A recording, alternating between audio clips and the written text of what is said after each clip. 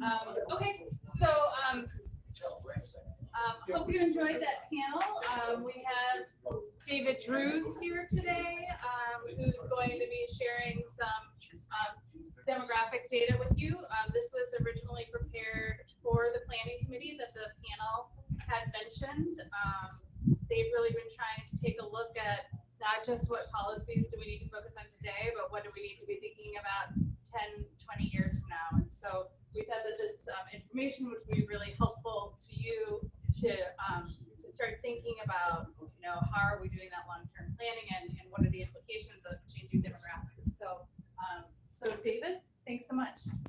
All right, glad to be here. This is the kind of thing that we do, talk about population demographics. That's our wheelhouse, so to speak. So we're like a liaison for Nebraska to the U.S. Census Bureau. So when they put out data, we always kind of get first crack at it. We're media, we're policymakers. So we compile a variety of different things, and we'll go over a few key overarching trends for our state. And the first slide is always kind of an important one, because it has my contact information on there. So we're a public service unit, so we handle data requests free of charge from all sorts of Nebraska constituents. So give me a call or an email, and we'll get you what you need. On our website, we have little fact sheets about each legislative district. We also put together annual reports, both for legislative districts and counties, so that you can see where we rank, what might be particular issues in each individual area, and things of that nature. So reach out and let us know what you'd like to see. Again, we're going to talk just about a couple of key ones regarding population change. So we won't go into, say, education too much today, although there are education trends of increasing attainment, and that has a lot of impacts. We'll touch just briefly on workforce, but there's a lot of workforce changes going on out there as well. So, but these are the three overarching trends. You're familiar with aging, and Nebraska has a population that does have, especially in a lot of rural territory, a high proportion of older individuals, and that has some special needs. I'm sure you're familiar with some of our racial and ethnic diversity increases, especially over the last 20 or 25 years or so. So we'll go over that. And then finally, we do continue to see more and more population growth in our urban areas, more population challenges in our rural areas. We'll talk about that dynamic as well. Okay, so to start, just a couple of kind of background slides to put things in perspective. So this is a look at population change over the decades, starting way back in 1900 and coming to the current point in time here in 2010, which that decade isn't fully completed yet, but we're extrapolating out that we'll grow by about 7% for the state. And as you can see, it's not easy to see till I put this line in here, that's our second best growth in the last 100 years. Okay, so in the 1990s, we rebounded from the tough 1980s decade when we had the farm crisis and a lot of out-migration from the state. So that was kind of a rebound in some of our initial growth in our minority communities. But you can see we're plugging along really well, and you'd have to go back 100 years to find Nebraska increasing its population at this fast of a rate. So population, basically from the census, two things: money and power. So it allows us to have the congressional representation, that's kind of the power piece, and then we get federal dollars to come back to the state for roads and other types of programs. So that is the money portion of that. So good to see population grow. The next slide is the same thing in red for Nebraska, but adding the U.S. bars in blue. And more importantly is this green line at the bottom. So you can see that however the changes occurred, when you subtract Nebraska's growth rate from the U.S., we've always trailed it. It's always been below zero. You can see the exact values. But since kind of the end of World War II, we've been trending upward to where now this decade, we're almost hitting the U.S. growth rate. And again, you can see going back to 1900, that's never happened. Okay, so this level of population growth is unique and positive for our state. Okay, so what that translates into in that we're able to equal the U.S. growth rate is that when we started this decade in 2010, there was a lot of concern that we'd lose one of our US congressional seats. So I'm sure you're aware we have 3, it would have dropped us down to 2, and that would have hurt all of Nebraska. Okay? A lot of people think that if we lose a district, the 3rd district goes away. That's not how it works, okay? Like, it just dilutes our representation in Congress, and it would go to a seat most likely in Texas or Florida, maybe back in California, Arizona, to where they have different priorities than what we do here. Okay, so those are all coastal states that have shipping and other types of industries. Obviously, we have much more ag interest than a lot of those states would. So the key thing here is that we are not looking like we will lose a congressional seat now. So very important from our federal delegation. And you know, we're not, never say never, but we're looking a lot better. We have a lot of space to spare in these last couple of years of the decade before we potentially lose a seat. So that's positive. Why have things improved? This is a look at migration, again, over the decades, going back as far as we can go. So you can see traditionally we've had more people moving out of the state than moving into the state. Even back in the 1920s, and of course in the 30s, kind of during the Depression, but a lot of Nebraska wasn't even settled that much yet back in 1920. Okay? And we still had more out-migration at that point in time. It's trended upward, and you can see again in 1990 when we had some people return after this large out-migration in the 80s, and again, kind of when our diversity really started to pick up, we were able to achieve net in-migration kind of for the first time in modern history. We barely eked out a net increase in the 2000s, and that was aided by late in the decade. We rode out the recession relatively well, and as unemployment rates rose elsewhere, fewer Nebraskans left, and we did have people coming here from Michigan, California, Arizona, Florida for work purposes because our unemployment rate was fairly low. So that was positive, and you can see we're kind of right in between those two so far in this decade. Among those increases right here, that was stemming from an international in-migration exceeding domestic out-migration. So we're still losing to other states. We're still losing whites, actually. But overall, we were net positive for the first time in those decades. Okay, so those are just kind of some background slides to kind of get us started on where we're going. And again, we'll make these slides available. So if you want them, just send me an email, or I don't know if Renee has a portal to put them out. But we share all our work. Once it's done, we want it out there for people that can use it. So I'll do that. Okay, so talking about aging. If you're going to talk about aging, have to talk at least a little bit about the baby boom. Okay, so this is a graph, again, of births and deaths for Nebraska, starting all the way back in 1920 going forward. So we can see that in the 20s and even prior to the stock market crash in 1929, births were coming down, and then they stayed low for about a period of 10 years there. So that's what we're going to call our depression cohort. So there's actually fewer people today in their early 80s than there were 10 years ago. Okay, so the need for nursing home facilities is not quite here yet until we get to the big baby boomer wave. Question or thought? No, okay. Just be careful when you talk about age. Yes, it's one of the things that we do, and you have to watch your language. And so, but that's the way births were coming down. Then, of course, you're familiar with the baby boom as people came back from World War II. What was unique about the boom is that it lasted for almost 20 years. We also saw births increase after World War I, but they only rose for about 2 or 3 years and then fell back to pre-war levels. So staying up high for almost 20 years, that was what was unique and creates our big baby boom. What's also notable about the boom is that every 30 years thereafter, so if you think of this centered on 1950, then we also had a peak in births in 1980. And here again in 2010s, we're having a rise in our number of births. So birth trend should stay strong for about another 5 or 10 years, and then we'll start to lull again. We are starting to see deaths rise as people are aging into age ranges with higher mortality. So expect deaths to rise and natural change will tend to fall off. Okay. So this is what happened in the last decade in the 2000s for change by age. And again, this is what I mentioned about there at that time, fewer people in their 70s than there were 10 years prior. Now, as you age forward again here to 2018, those people in their early 80s. So that's that depression cohort. Then we have our baby boomers, and that's where all the growth is, because that's such a big population segment. Gen Xers, that's like myself, people who are around about 40 years old. They can never quite replace the baby boomers that are in front of them. So we actually have fewer people at that age at that time.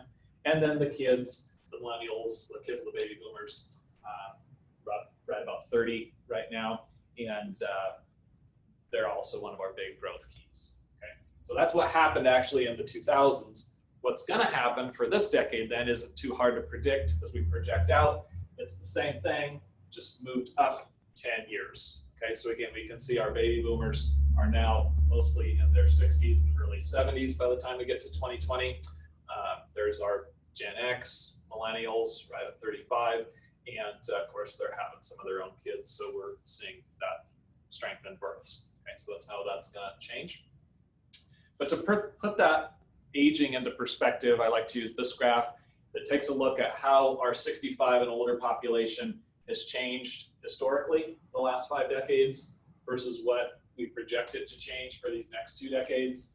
So if you look here on average the last 3 decades or so, it's been about a 6% growth rate per decade in seniors.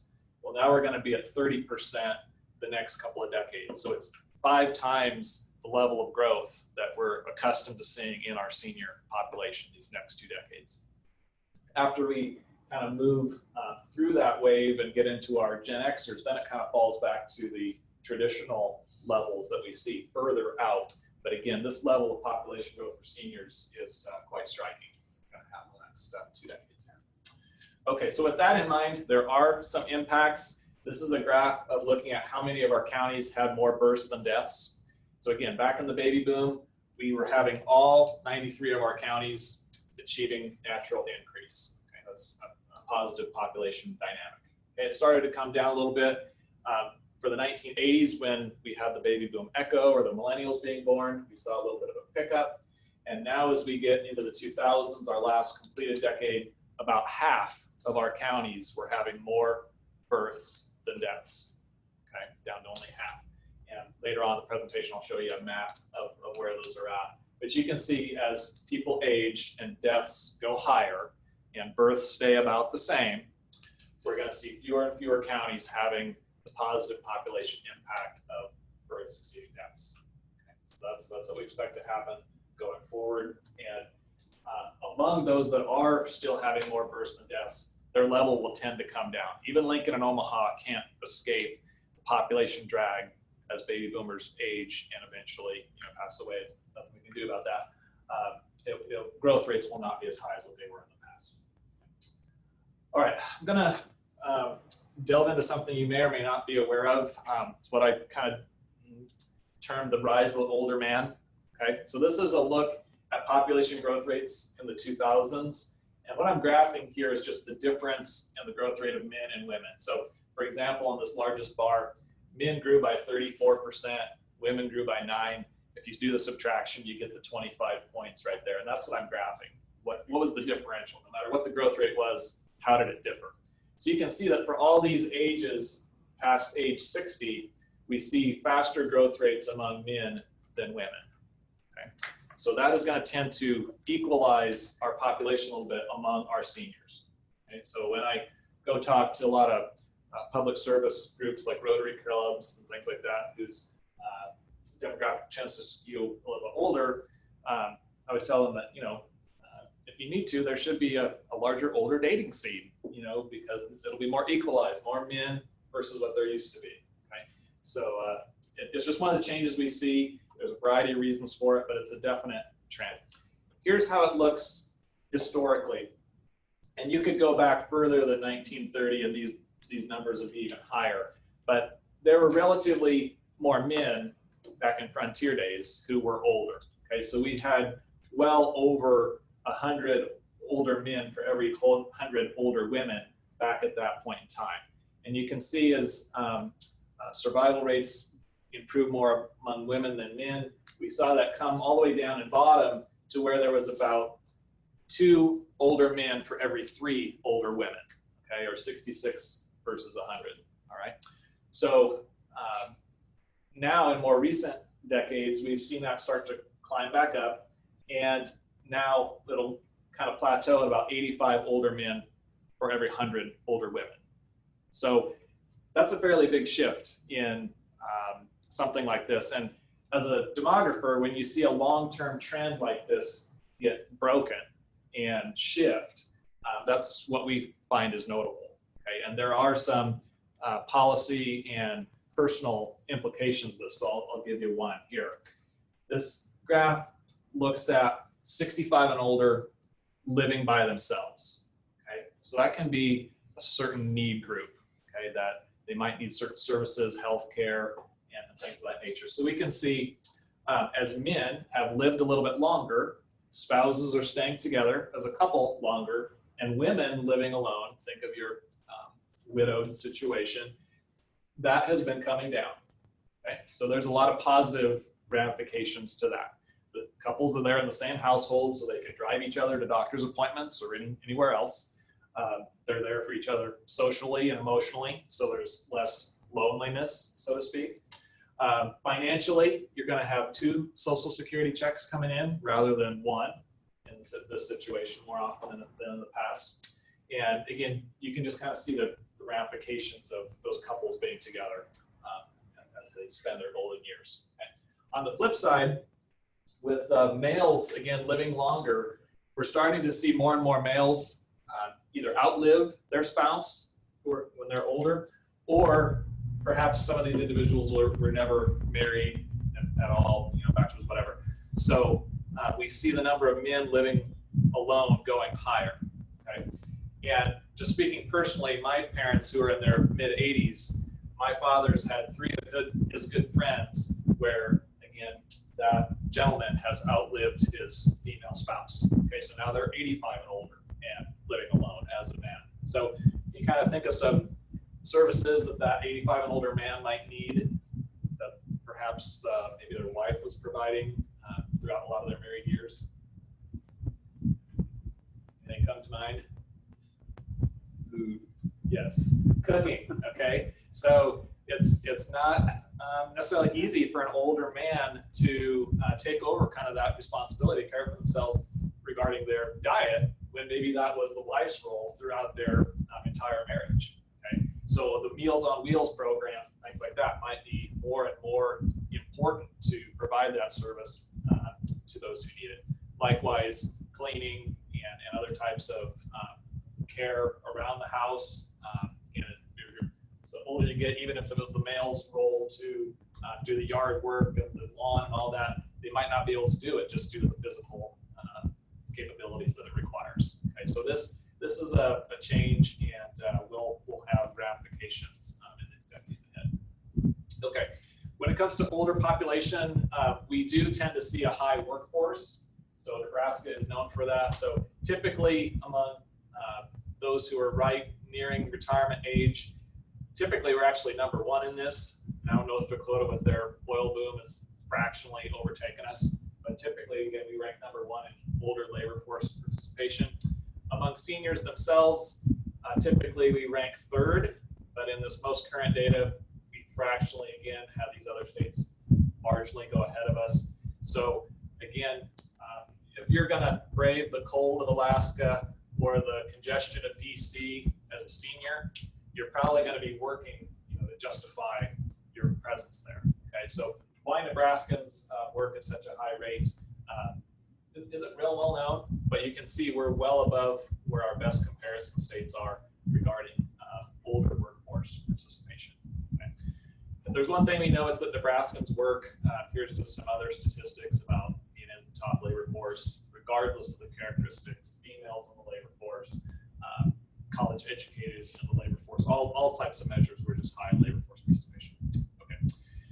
We do have some issues with the baby boomers retiring, in that this is our number of basically workforce population over time here. And here's where we're at in 2018. So we're pretty much topping out here in our prime workforce population. And as the boomers go beyond age 64 and retire, 10 years from now, we're going to have a lot smaller prime labor force pool. Okay, so what does that mean? It means that when companies invest in their employees, they're probably going to want to keep them around and not have to retrain people. The demand for labor might start to exceed the supply to a degree. Whenever that happens, you're going to see wages and prices to retain those workers rise. Okay, so employers should be prepared to pay their employees a little bit more in the years ahead. Maybe we'll see some mechanization and other things adjust to this as well, but that's not a positive for workforce growth.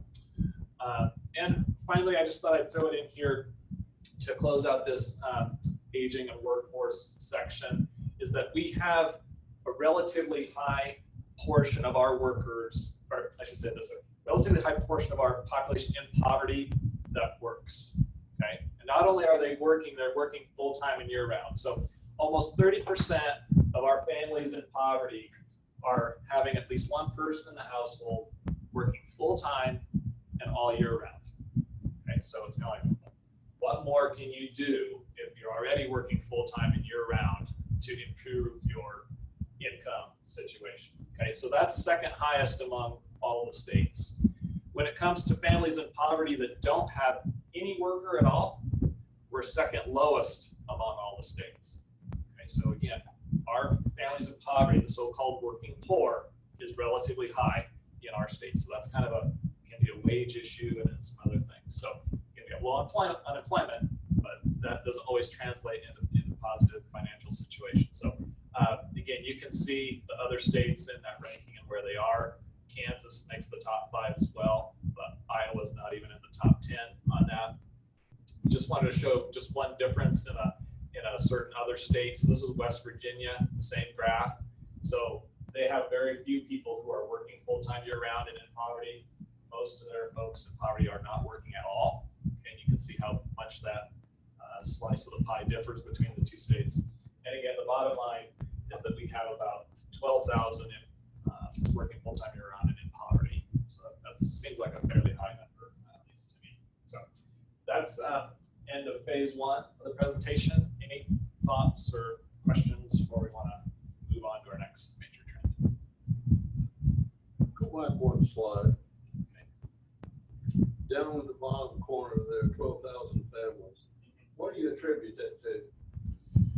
Well, again, I think primarily it's a wage issue.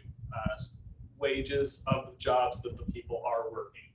So they're working full-time and year-round, but it's not enough to get over the threshold they have for poverty. So poverty is based upon a sliding scale of income you need, but the commonly used example is a family of 4, 2 parents, 2 kids. They need about $25,000 in income to get above the poverty line. Well, aren't those scales arbitrary? Those are set federally. Now, cost of living. Well, anything done federally is arbitrary. you could say so. They are raised every year due to the cost of living, but again, a lot of times what census or again federal government puts for inflation might be different than what families are actually facing, especially older families that are purchasing health care. And a lot of times commodities like oil and gas are rising faster than inflation generally. So housing, things of that sort. So it's just a disconnect. And again, there's, you can see all the other states that are in the same situation, Texas with 260,000 families in that full-time year-round worker situation and still below the poverty line. So it's sizable even across the states. All right, well, we'll move on to our next trend of diversity. So this is the way the state looked as you go up the age scale back in 1990. So this is kind of prior to when our first immigration wave really started in earnest. We can see that about 8% of the population was either non-white or Hispanic Latino. And among kids under 5, it was about 11%. So I'm going to forward this in time now to both 2000 and the current situation. So in the 1990s, when we got to 2000, we had people of working age who were coming in to Nebraska for jobs. So we see the bump there in that graph. See how it's flat here, and then it truly at working age gets to be the bump. And then they're either having kids in the state, or obviously if they had kids, they were bringing them to Nebraska with them. So the portion under 5, those minority doubled from 11 to 22%. And again, we can see a sizable rise in the overall total that was either non-white or Hispanic Latino at that time. Here we are, most current graph for 2016, and now we're up above 30% of young children statewide are either non-white or Hispanic Latino. We're up to 1 out of every 5 individuals in the state is belonging to a minority group of one sort or another. And even among the older age groups, all these bars are shifting to the right. So our population is becoming more and more diverse across ages and very consistently year in and year out. Now, this is the state average. If you're in a particular territory, like Crete would be in your potential district, these graphs are going to be much, much different. And we can run them for any geography. But again, Schuyler, Lexington, you're going to have 60% or more of the young kids being non-white. Okay, so that's where you see the changes in the school system and those other impacts. The statewide trend is very consistent in increasing minority percentages. Why is that the case? So this is a look at our migration rates by age and race. So this is first one is for minority groups. And again, you can see the largest bars here for more people moving out than moving in their early and late 20s. And again, they're going to bring those children along with them if that family already has those children in place. So again, some of this is international, some of it's coming from other states, such as Texas, California, Arizona, etc.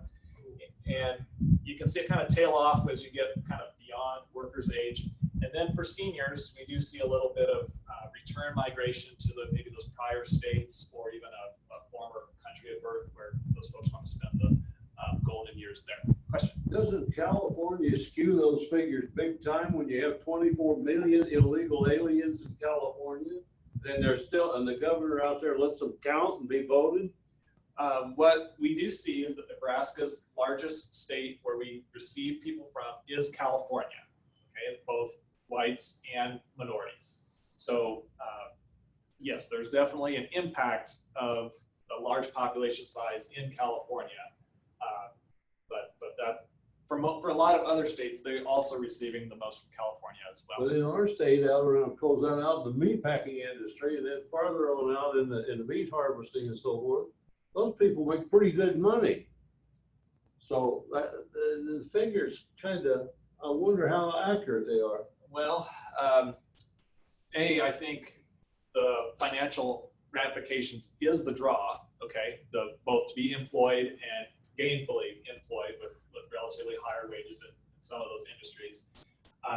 And as far as the data accuracy, it is influenced, this chart is influenced by the 2 census counts, because what we're doing to calculate this is taking a look at the 2 counts, subtracting out deaths when they occur, and then comparing what we should have had to what we actually did see in the census results. So if the census is off with an undercount or something like that, it could impact this, but we view that those impacts are probably the same between both 2000 and 2010. So it should be as sound as we can get. So it's always possible it could be off. Okay, so these are census figures, so it's the person that answers the door that responds by how many people are in the house. Right. Yeah, that's how we get the total counts by age that we can compare, and then accounting for deaths to see whether it was births, bringing people in, or was it migration. So you count legal, illegal. Yeah, everybody. Yeah. In census terms, everybody is counted, and that's a good thing to know as we get towards 2020 that you might get questions or see promotions for the census count in your districts, and there is a likelihood that a citizenship question will be asked this time around. It's going to go through litigation and all sorts of stuff, but that's been the proposal. So just so you're aware. Okay, so you can see this pattern, lots of green, very little red. Here's the same graph, but for white non-Hispanics, so what we call the majority population. So big outflows of people in their 20s. So that's people either going to college elsewhere or once they get their college degree, they might go to Kansas City or Dallas or wherever for their employment. So again, so-called brain drain is what we see there.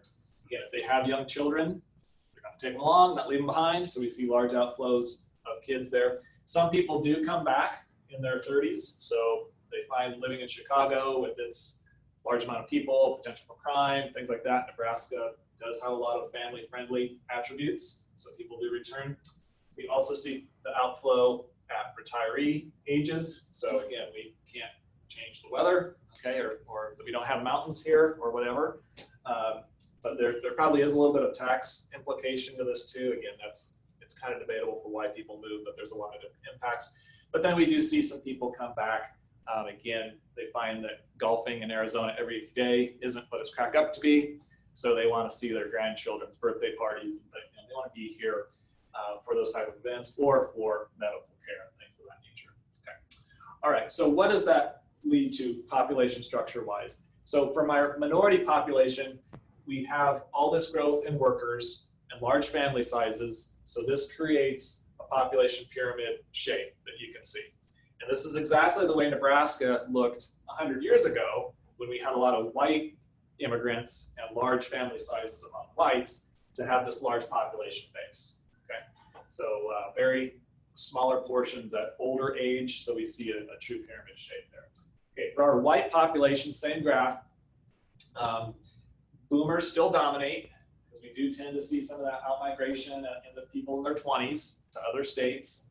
And again, we can kind of see a shrinking of younger kids. So we don't have a broadened base the way we did in the last graph. Okay, so this is less of a scenario for population growth going forward, because 20 years from now, these smaller sets of bars are going to be up in their prime reproductive years. So white births will tend to go down over time, slightly.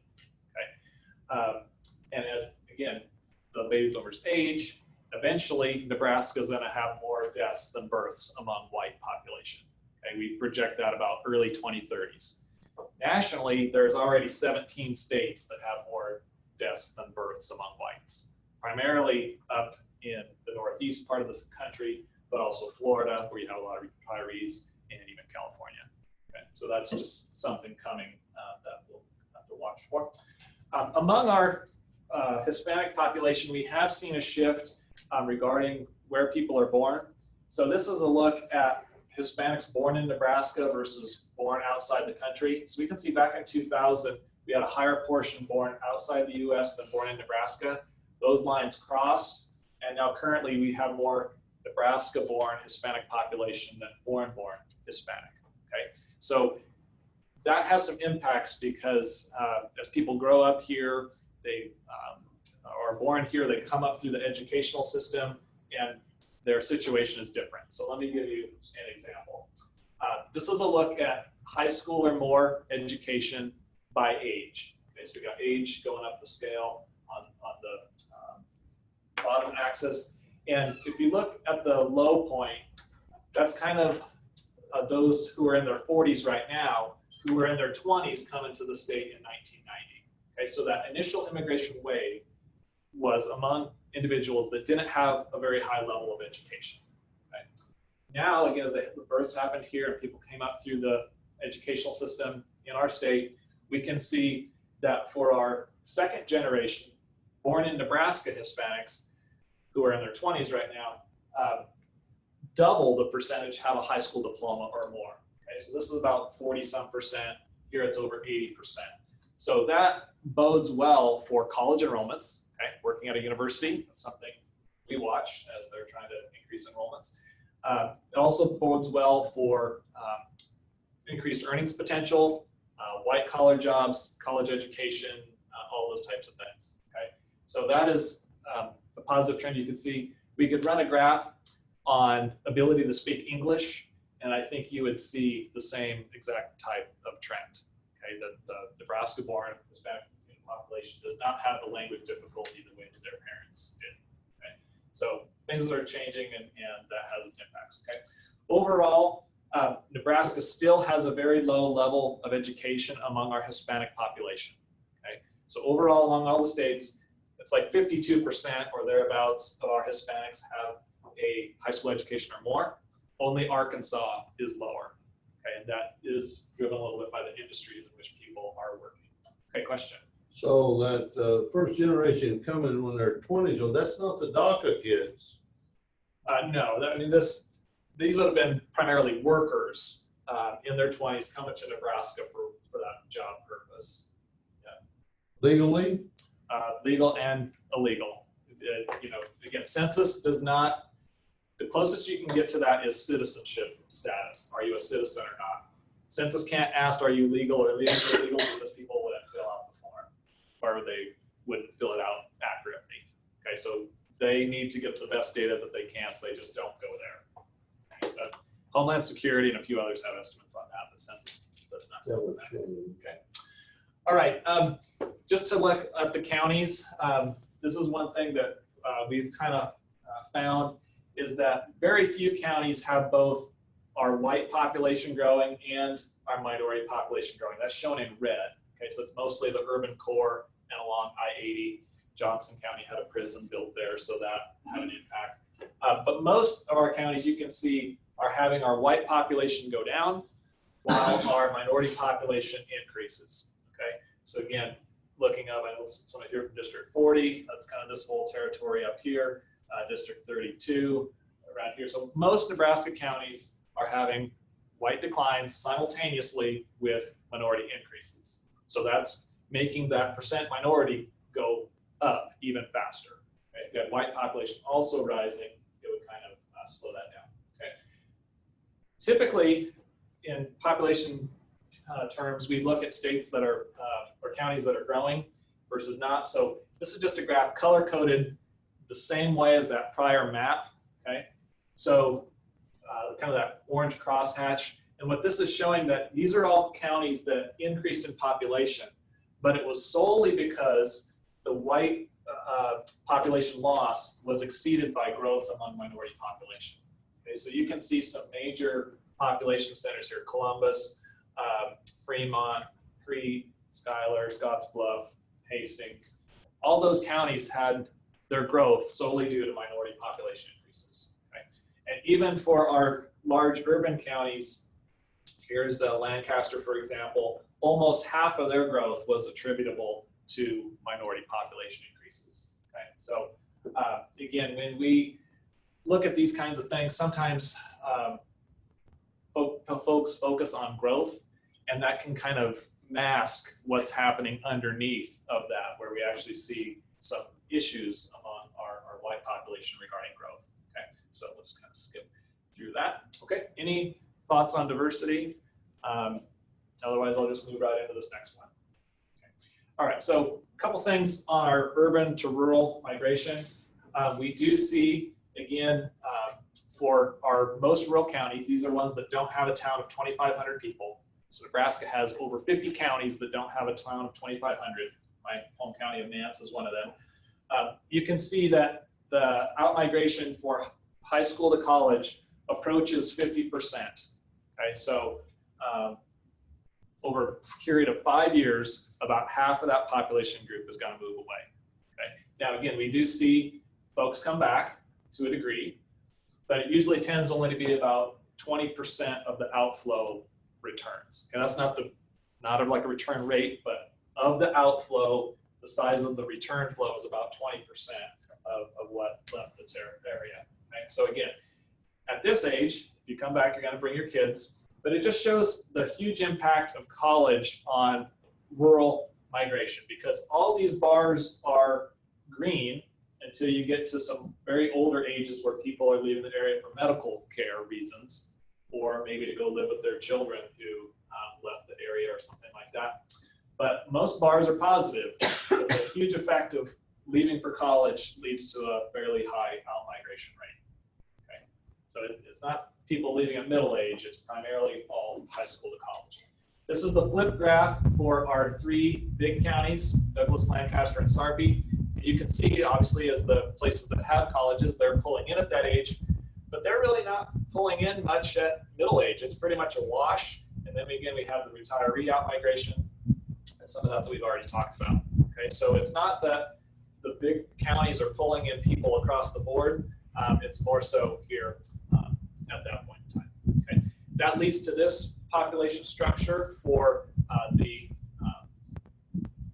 areas that have a lot of the big three areas that have a lot of millennials and a rising number of kids, okay, versus those towns that don't have any town of 2,500, very few at their key reproductive years, and that's going to force births to be downward. Okay, so the migration is kind of a double whammy because it doesn't only lose that person, but also their potential future family. Right? This just shows that this has happened consistently over time. So we can see that for the counties that don't have a town of 2,500, it was always negative. All these yellow bars are below the 0 line. And in general, we kind of have a stair-step pattern with the more urban areas. Green is our largest counties. They tend to do relatively better. The more rural you go, the more issues there are with migration. Right? Kind of wrap it up here, taking a look as policy people for what portion of the unicameral or of the state's population was in the big three counties. So back in 1950, only about 1/3 of the state's population was in Douglas, Lancaster, and Sarpy County. Now that's over 50%. And what does that translate into? The unicameral is more than 50% made up of legislators that are from Douglas, Lancaster, and Sarpy County. So here's the map and kind of how it lays out. But you can expect that just like last decade when Sarpy County added District 49 that was out west in the Panhandle, you can expect to see another seat shift from rural to urban. And we're also going to probably consolidate one of these districts that is among the urban territory. So if it was me drawing the map, it won't be me, it might be you, but I would suspect Lancaster County will go to 8 full districts, Sarpy to 5 full, and Douglas 14 with a partial. That's how I would draw the map, but again, that's not for me to do, just to consult. So, all right, let's stop there, and any other questions that you might want to get to? We're at time. One question. The first time, and I don't think we had this slide this time, the first time I saw this data was for the planning committee. And one thing that Senator Shoemaker really latched onto was when you're looking at those changing demographics, and it's of interest to us as an organization that looks at tax policy. But you know, when you have the baby boomers then who are retiring and will need healthcare services, and you have fewer people in the workforce that are actually supporting them. And that was something that I think really policy-wise is really important, right? With fewer working age people supporting more people in their retirement, and the working age people are also much more diverse. And so this data, hopefully you'll take a look at it and look back at it again, because I think it has a lot of real policy ramifications for the next 10, 20 years. Yeah, so we have all that data compiled on that, what we call an age dependency ratio of how many workers are supporting our older population. So let us know, or I'll get it to Renee, and she can distribute it accordingly. So, all right, thanks for your attention. So I'll be in the back, so again, I'll wait around so if there are questions during your next break. We'll take care of that. Thanks so much.